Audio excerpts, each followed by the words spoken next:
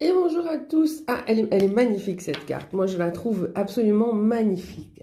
La perfection n'existe pas. Accepter vos défauts et accepter ceux des autres, c'est grandir, c'est croître, c'est aller de l'avant. Eh bien, qu'est-ce que ça veut dire? Bien que nul n'est parfait. Nul n'est parfait et c'est ça la beauté des choses. Si tout le monde était parfait, si tout le monde avait une tête parfaite, un corps parfait, on se ressemblerait tous. Il y aurait plus cette petite chose qui nous met en joie chez l'autre, ce petit plus.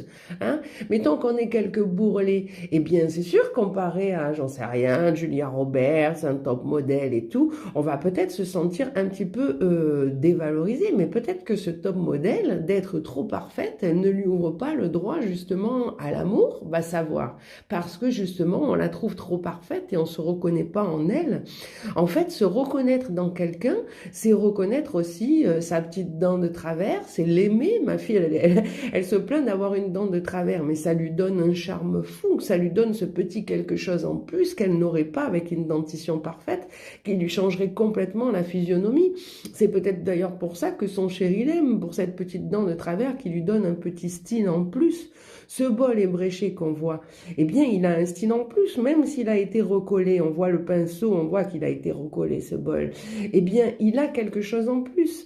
Euh, si on a connu aussi un drame, ça peut être sur le plan aussi psychologique, hein, eh bien on a forcément quelque chose en plus, une compréhension que les autres n'auront peut-être pas forcément, ou quelque chose, un style à nous, en tout cas une perfection. Suivre la mode nous rend complètement, par exemple, anodins les uns par rapport aux autres, parce que si c'est la mode, je sais pas, d'un manteau bleu, eh bien on va retrouver dans la rue que des manteaux bleus. Et qu'est-ce qu'on va regarder? Ben, la personne qui n'en porte pas, ou bien celle qui porte le manteau mauve. Donc en fait, tout ce qu'on appelle nos imperfections font de nous qui on est. Donc c'est stupide de passer des années à essayer de faire oublier une cicatrice. Moi, je suis d'époque d'Albator, ça lui donnait un charme fou. Hein.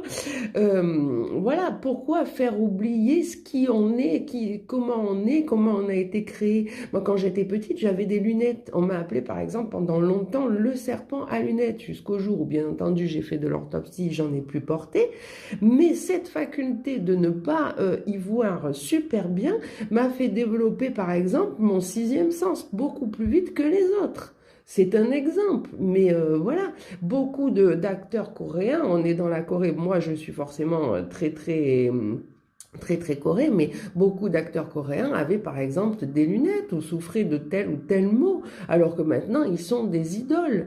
Donc pourquoi s'arrêter à ce qu'on appelle